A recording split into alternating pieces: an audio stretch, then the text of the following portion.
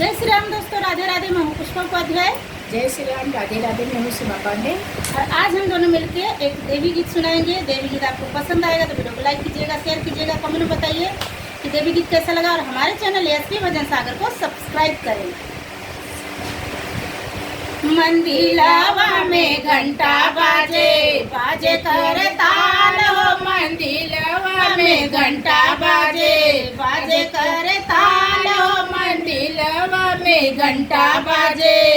सफेद रंग साड़ी पहिरे सरस्वती मैया, सफेद रंग साड़ी पहिरे सरस्वती मैया।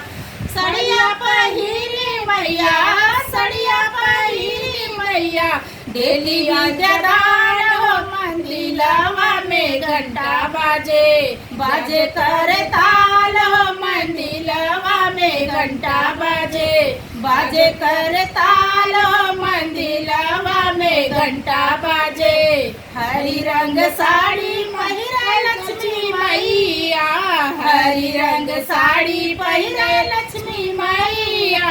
सड़िया पहिरी मैया, सड़िया पहिरी मैया, देती धन दान हो, मंदिरवा में घंटा बाजे बाजे कर ताल हो, मंदिलवा में घंटा बाजे बाजे कर ताल हो, मंदिलवा में घंटा बाजे।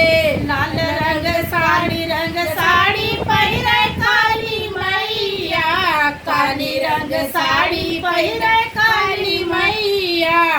सड़िया पहिरी मैया, सड़िया पहिरी मैया, करली संघार हो, मंदिलवा में घंटा बाजे बाजे कर ताल हो, मंदिलवा में घंटा बाजे बाजे कर ताल हो, मंदिलवा में घंटा बाजे।